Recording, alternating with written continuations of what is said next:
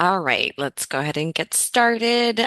Hello and welcome to end of year primer training with CSIS supporting CALPADS. My name is Adriana Quick. I am one of the presenters today, along with Nathaniel Holmes. Also joining us today is Kyron Pagulayan, Sliman Ahmed, and Marshall Isbell that will be assisting us behind the scenes. Today's session will be discussing preparations for the end of year data collection in CALPADS. So by the end of this session, participants will be able to identify key dates, milestones, and timeline of the end of year submission. You'll be able to submit data ahead of time of the official collection window by understanding operational keys and data processing methods, provide information using reports in the submission window to drive investment, collaboration, and timely participation during the end of year data collection, and take advantage of the training resources to educate staff and submission requirements and system functionality. So this is our agenda for this session. We will begin the session with an overview of the end of year data collection.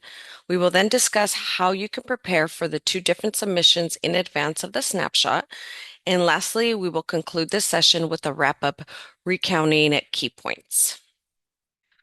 Okay, let's get started with our end of year overview, where we will discuss general and background information related to the end of year data submission in CALPADS. So this slide provides an overview of the two current end of year data collections.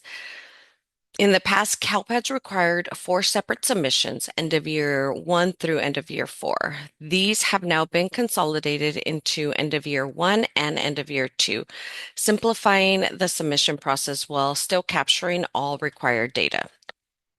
So end of year 1, covering July 1 through June 30th, includes a broad range of student, program, and support related data. This includes program eligibility, participation, homeless program counts, RFEP counts, student behavior incidents, student absence summary, including attendance recovery, cumulative enrollment, special education counts, services and post-secondary outcomes, expanded learning programs via the LEAP file. So end of year 2, also spanning July 1 through July 30th, focuses specifically on grades 7 through 12 and collects instructional and outcome-based data. And this includes course completions, CT participants and completers, work-based learning, graduates, and completers. So together, these two collections replace the previous 4 end-of-year submissions and it provides more streamlined approach while still capturing all the critical data needed for state reporting. And please note that the student enrollment and student information SINF must be up to date in CALPADS before uploading your end-of-year files. So here are a few quick reminders to keep in mind as we move into the end-of-year reporting period. First, the end-of-year data collection opens on May 5th. This date is important as it's when the revision and reports start to become available so that you can begin reviewing your data right away. For end of year 1, the initial certification deadline is July 17th, with a final deadline of July 31st, and this one requires SELPA approvals. So end of year 2, the final certification deadline is August 17th. There's no amendment window after that date.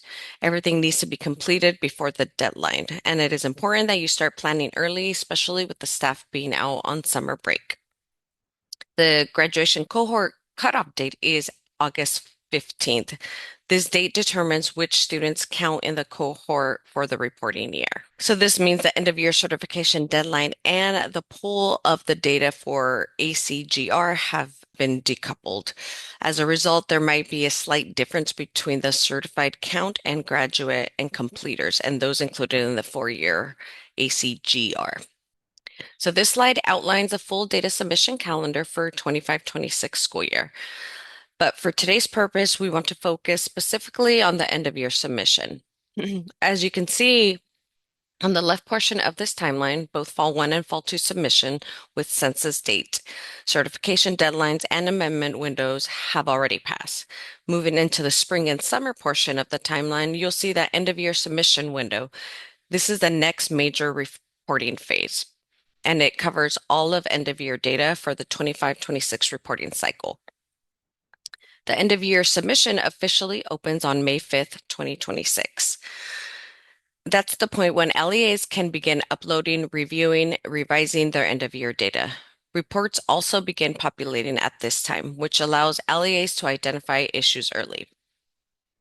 From here, we move into the certification period.